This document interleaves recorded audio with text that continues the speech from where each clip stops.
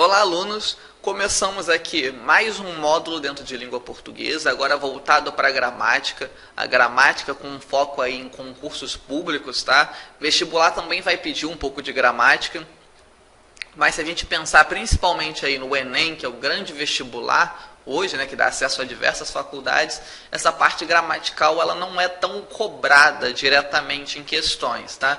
Claro que você vai precisar conhecer gramática para fazer uma boa redação, um bom texto, para trabalhar bem a questão de pontuação, enfim, mas dificilmente você vai encontrar no Enem uma pergunta sobre, analise esse substantivo, a questão da colocação do verbo, da conjugação, se está correto ou não, se o acento é correto daquela maneira ou se não é. Então, essa questão gramatical, ela foge um pouquinho do vestibular, tá? Os vestibulares ainda tradicionais, que não se adequaram ainda à questão do Enem, vai cair. Então, se você vai fazer algum vestibular, alguma prova específica para uma faculdade, essa aula vai ser extremamente importante para você. Para a pessoa que vai fazer o Enem, é uma aula importante? Mas você vai usar o conceito de tudo que você vai aprender aqui, não em exercícios, mas em textos, tá? E se você vai fazer concurso público, gramática é a base de tudo. Então, assim, tem que saber o que é substantivo, o que é adjetivo, verbo, conjugação. Depois a gente vai entrar em análise sintática. Quando a gente começar em análise sintática, então as orações coordenadas, subordinadas, orações adjetivas, aquele negócio que dá um nó na cabeça do estudante, a gente vai conseguir trabalhar isso aí passo a passo para que vocês consigam entender e arrasar na prova de vocês, tudo bem? Então, começando hoje com o substantivo, nossa aula 1 de substantivo. Tenho aqui, vamos começar com as classes gramaticais. O que são essas classes gramaticais, tá? E aí eu tenho a seguinte definição. As palavras são divididas em classes gramaticais, denominadas, ou melhor, as palavras são divididas em classes, denominadas classes gramaticais ou classes de palavras. Essa divisão baseia nas significações comuns que cada grupo de palavras de uma língua adquire no texto, como nomear os seres, indicar suas características, sua quantidade, ligar umas palavras às outras, etc.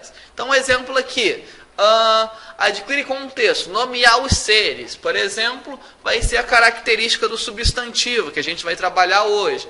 Indicar suas características, característica do adjetivo, que a gente vai trabalhar em breve. Enfim, continuando aqui, algumas classes gramaticais são variáveis, isto é, palavras que admitem alteração em sua forma. Então, vou pensar, por exemplo, no substantivo. Eu posso dizer casa, casinha, casarão. Tenho aí 3 formas, ela sofre uma variação, tá? Então, vou ter uma palavra que é variável. Outras são invariáveis, pois essas palavras são pois as palavras pertencentes a elas não sofrem alteração. Então, eu tenho aí o advérbio, por exemplo. Os advérbios vão ser invariáveis, advérbio que a gente vai trabalhar um pouquinho mais à frente. A gente vai descobrir os vários tipos de advérbios, como eles são trabalhados, enfim.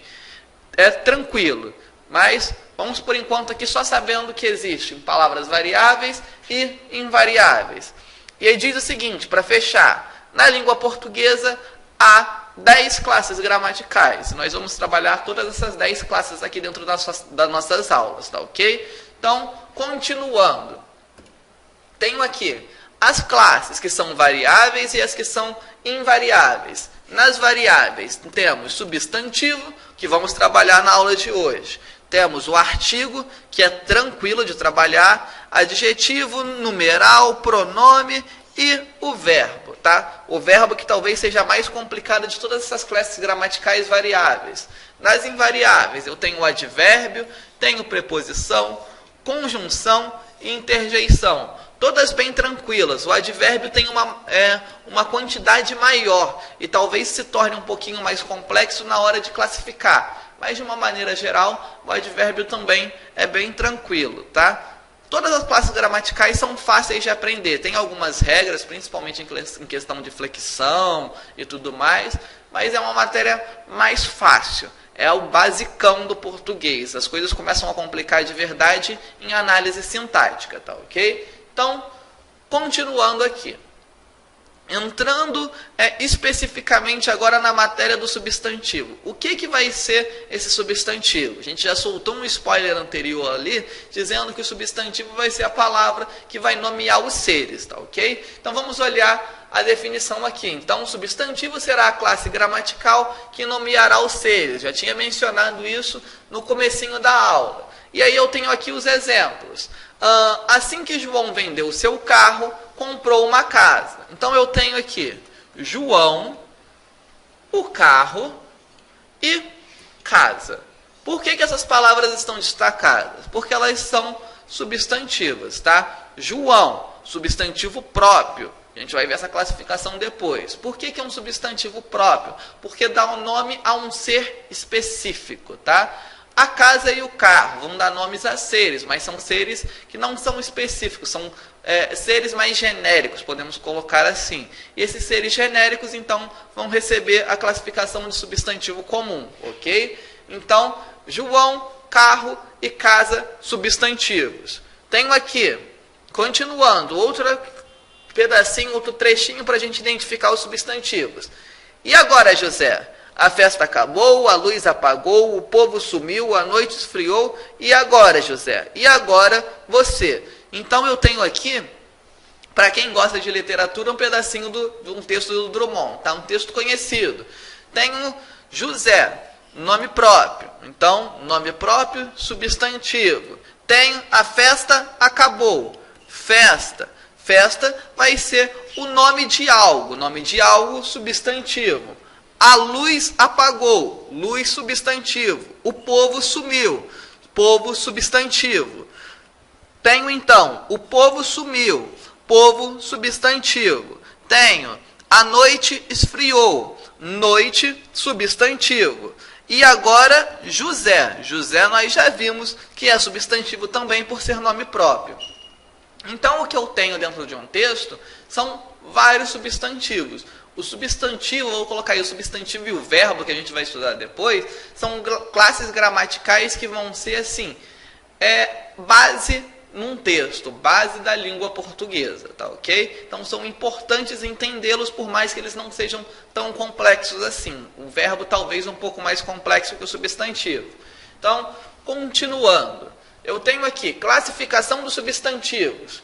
Tenho substantivos, por exemplo, comuns e próprios. Então, substantivo comum, aqueles que nomeiam um ser qualquer da espécie. Exemplo, criança. Criança é um ser qualquer, que seja novo, da espécie humana. Ponto. Nomeia um ser qualquer, substantivo comum.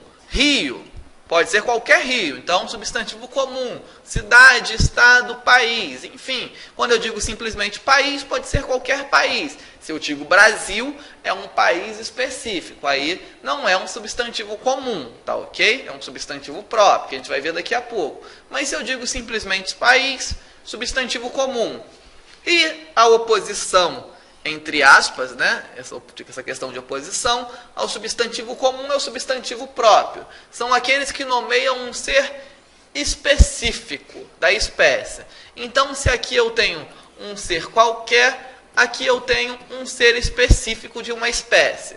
Seres específicos. João é um ser específico da espécie pessoas. Tietê, um ser específico da espécie rio. Recife, um ser específico dentre as cidades. Ceará, um ser específico dentro dos estados. E Brasil, um ser específico dentre os países. Tudo bem? Então, se eu dou o nome a um ser específico, esse substantivo vai ser um substantivo próprio. Se eu estou falando dos seres de uma maneira geral, vai ser um substantivo comum, tá? E aqui eu tenho uma dicasinha para vocês. Diz o seguinte: possuem nomes próprios principalmente. Tenho pessoas, então tenho Bruna, Flávio, Fernando. Todos com nomes próprios, tudo bem? Nome de pessoa vai ser sempre um nome próprio, porque vai designar um ser específico. Tenho localidades, Londrina, Ipanema, Brasil. Nomes próprios porque vai especificar, vai ser um ser específico, tudo bem? De uma determinada classe, de uma determinada espécie. Instituições também vão ter nomes próprios, como Caixa Econômica Federal, Organização das Nações Unidas, Organização Mundial da Saúde, enfim, são instituições. Instituições vão ter, sim, nomes próprios. Tenho aqui também a questão de marcas. Tem o Brastemp, Sadia, Danone, enfim, qualquer marca, por ser um ser específico dentro da espécie de alimentos, vai ter um nome próprio, tudo bem? Então, substantivo comum, um nome generalizante, vai designar um ser qualquer dentro da espécie. Quando eu digo um substantivo próprio, eu tenho um nome que vai designar, que vai referenciar a um ser específico dentro de uma espécie, tá ok? Esse aí é basicão, lá do ensino fundamental, tenho certeza que vocês lembram disso, tá? Continuando essa questão de classificação, eu tenho os concretos e também tenho os abstratos. Então, concretos, aqueles que nomeiam seres de existência independente de outros seres, tá? Então, ali, por exemplo, podem entrar divindades, seres mágicos, mitológicos, porque eles não dependem de outro ser para existir. Tudo bem? Então, eu tenho aqui, nos substantivos concretos, mulher. A mulher não vai depender de outro ser para existir. A mulher está ali, uma mulher qualquer. O Flávio. Flávio também é uma pessoa. Ele não depende de mim para que o Flávio exista. O Flávio simplesmente está lá. A estante, tudo bem, professor, mas a estante só vai existir se eu construir, é verdade, mas a ideia da estante não depende de mim, tudo bem? É um ser concreto, um ser que já existe e não depende da minha execução, propriamente dita, para existir. E eu tenho aqui caderno e lápis. Novamente pode usar aquela ideia, tudo bem, mas o caderno e o lápis só existe se o ser humano construir. Ok, é verdade, mas ele não depende, assim, na parte filosófica, vamos colocar assim para ficar bonito, do ser humano para existir. A ideia do lápis é a ideia do lápis, o lápis físico está ali, a gente não precisa continuar pensando no lápis, continuar expressando o lápis, para o lápis continuar existindo. Se eu deixar de expressar o lápis, ele deixa de existir. Não é assim que funciona, tá? Então, ele vai ser um ser concreto, tá ok? Então, se eu penso aqui e coloco na minha lista, bruxa, a bruxa vai ser um ser completo, apesar de ser um ser do imaginário, popular, enfim. Mas a bruxa existe, acabou. Então, eu não vou precisar, não precisa que você acredite ou deixe de acreditar para que a ideia da bruxa continue existindo. Então, é basicamente isso, substantivo concreto, tá ok? Então, tenho aqui substantivo abstrato. O que vai ser o substantivo abstrato? Aqueles que nomeiam seres de existências dependente de outros seres. E aqui a gente vai perceber melhor como essa ideia de dependência. Quando entender essa ideia de dependência, não vou mais confundir com um substantivo concreto, tá? Então, eu tenho aqui, beleza é um substantivo abstrato. Por quê? A beleza só existe no ser que é belo.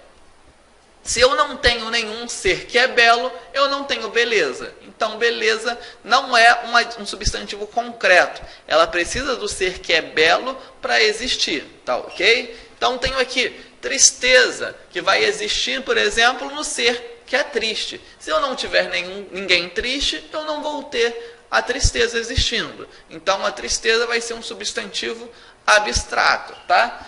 Tenho aqui, por exemplo, juventude, que existe no ser que é jovem. Se eu tenho, por exemplo, lá num asilo, eu não vou ter o substantivo juventude. Por quê? A juventude vai existir em jovens. Se eu só tenho pessoas idosas, ali é um substantivo que, por ser abstrato, não vai existir. Tudo bem? Mas a estante, estando presente ou não no asilo, ela vai continuar existindo. Ela não depende dos jovens para existir. Ela simplesmente existe. Ok?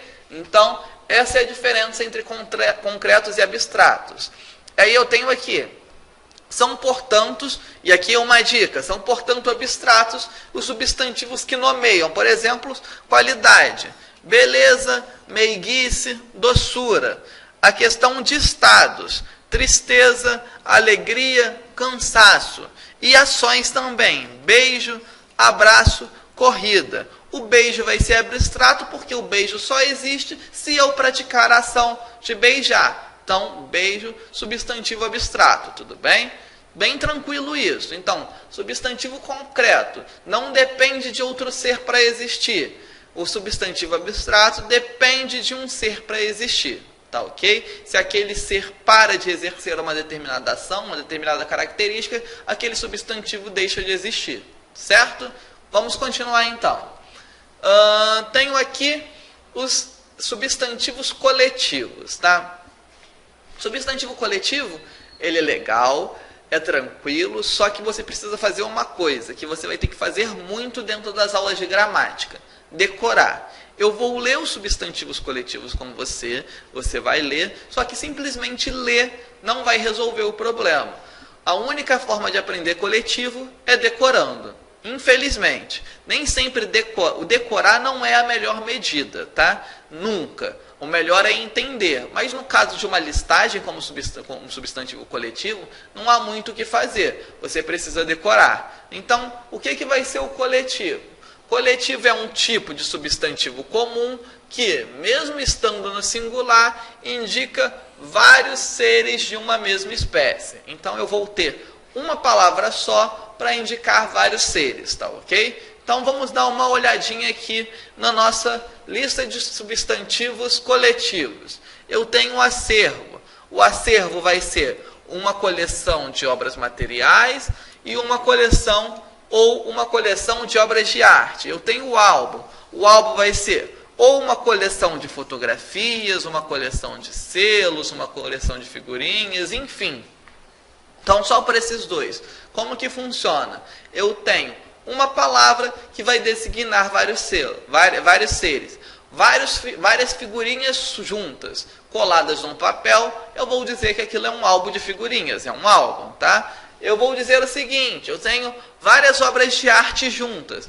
Várias obras de arte juntas vão ser um acervo de arte, vão ser um acervo. Então, o acervo e eu vou ter o álbum como substantivos coletivos, tudo bem? Vamos olhar o resto da listagem para conhecer. Tenho alcateia de lobos, antologias de textos, armada com navios de guerra, arquipélago de ilhas, arsenal de armas e munições, tem uma assembleia de pessoas reunidas, bando de aves ou malfeitores. Tenho também batalhão de soldados, biblioteca, que vai ser o conjunto, o lugar onde tem vários livros, lugar que vocês devem ir, aliás. Cambada de malandros e desordeiros, cardume vai ser o conjunto de peixes, colmeia vai ser o conjunto das abelhas, conselho vai ser de professor, ministros, enfim. Constelação, várias estrelas juntas, enxame de abelhas e moribundos, enxoval de roupas, esquadrilha de aviões. Continuando aqui, fauna vai ser o conjunto de animais, a flora o conjunto de plantas. Tenho junta como conjunto de médicos e examinadores, legião, o conjunto de soldados ou até mesmo de anjos. Manada, faltou o azinho aqui, conjunto de animais de grande porte, como búfalos e bois. Matilha, de cães, orquestra, de músicos, enfim. É uma listagem. A única maneira de conhecer todas é lendo várias vezes, se possível, decorando, tá? Não tem muito que fugir disso, tem que decorar a listagem, certo? Então, o que vai ser o coletivo? O coletivo vai ser uma palavra que vai designar vários seres de uma mesma espécie que geralmente estão juntos, certo? Então, tenho aqui, na questão da formação dos substantivos agora. Os substantivos, eles podem ser substantivos primitivos, ou seja, a palavra original, ou eles podem ser substantivos derivados, que são palavras que vieram de outras, tá ok? Então, tenho aqui, primitivos, são aqueles que não provêm de nenhuma outra palavra da língua. Exemplo que eu tenho aqui, pedra, ferro e rosa. Então, pedra, por exemplo, pedra veio de que palavra? Nenhuma outra. Pedra é uma palavra original, tá? Então, eu vou falar que esse substantivo é um substantivo primitivo. Diferente, por exemplo, de pedreira, de pedregulho, de pedrada, de pedraria, que são derivados de pedra. Então, pedra vai ser o meu substantivo primitivo e pedrada, pedregulho, pedreira vão ser meus substantivos derivados, tá ok? É bem tranquilo perceber isso de substantivo primitivo e derivado. Não tem muito como errar. O único detalhe é isso aqui, ó. Derivação regressiva. E a derivação regressiva, às vezes, engana o candidato, tá ok? O que vai ser a derivação regressiva? Muitas vezes eu tenho uma palavra maior que quando ela vai ter uma palavra derivada, a palavra derivada fica menor. Isso acaba confundindo as pessoas, tá? Porque imagina-se que a palavra derivada, a palavra primitiva vai ser a menor de todas, o que não necessariamente é verdade. Então, eu tenho aqui, certas palavras são criadas por redução, como o caso da palavra beijo, que veio da palavra beijar, tá? Que se origina da palavra beijar. Então, para descobrirmos se um substantivo deriva de um verbo ou o contrário, podemos fazer o seguinte teste. Se o substantivo denota ação, será a palavra derivada. Então, pense, por exemplo, na palavra aqui que a gente usou já, o beijo. O beijo ele vai ser uma palavra derivada. Por quê? Você tem a ação de beijar. O beijo ele só vai existir da ação de beijar, tudo bem? Então, a palavra original era beijar, que originou, por derivação regressiva, a palavra beijo. Acontece, por exemplo, o contrário, quadro. Quadro é uma palavra primitiva e que vai originar um verbo que é o contrário, enquadrar. Então, é o seguinte, o enquadrar veio do quadro, mas o beijar originou o beijo. Se eu penso na palavra quadro, não é uma palavra que denota ação. Se ela não denota ação, substantivo primitivo. Se eu penso em beijo, beijo é uma palavra que denota ação. Se denota ação, substantivo derivado. Tá ok? Bem tranquilo de perceber isso. Continuando aqui então. Na formação dos substantivos, eu também tenho substantivos simples e substantivos que vão ser compostos, tá? No substantivo simples eu vou ter apenas um radical, em geral apenas uma palavrinha ali, tá? Apesar de ter substantivos compostos que também sejam formados por uma palavra só. Mas vamos pensar o seguinte, eu vou ter apenas uma estrutura de radical, aquela estrutura que dá o início à palavra. Então eu tenho aqui, por exemplo, flor, eu vou ter apenas um radical. Maçã, eu vou ter um radical apenas. Banana, vou ter também um radical apenas. Guarda, um radical apenas. Pensando, por exemplo, aqui no guarda, eu tenho aqui o guarde. Eu poderia ter guarda, como poderia ter guardo. Poderia ter guardamos. Enfim, poderia colocar vários finaizinhos ali para mudar a palavra. O radical vai ser essa palavra, esse comecinho aqui que vai se manter igual em todas as palavras, tá ok? Então, tenho apenas um radical, tenho apenas um substantivo simples. No substantivo composto, eu vou ter mais de um radical aparecendo. No exemplo aqui, ó, eu tenho couve e tenho flor. Couve e flor. Então, eu tenho aqui o radical de couve e tenho o radical de flor. No passatempo, eu tenho o pas, que vai ser o radical do passa, e vou ter o temp, aquele que vai ser o radical do tempo, tá ok? Então, eu vou ter dois radicais numa única palavra, podendo ter hífen ou não, e esse substantivo vai ser composto. Então, diferença básica do substantivo simples para o substantivo composto. Substantivo simples, um radical só, em geral, uma palavra. Substantivo composto vai ter mais de um radical. Em geral, tem mais de uma palavra, tá? Mas o substantivo composto pode sim aparecer em uma palavra só, como aqui no passatempo, certo? Que juntam as duas palavras e viram uma só, ok? Então, Essa é a nossa primeira parte da aula de substantivo, aquela parte assim bem básica para a gente conhecer o substantivo propriamente dito. Na aula seguinte, a gente vai começar a trabalhar com a questão de flexão do substantivo, como que isso é feito, enfim, é uma parte que vai ter um conteúdo mais pesado, tá ok? Então, te aguardo na próxima aula para a gente continuar o nosso estudo sobre a gramática. Até mais!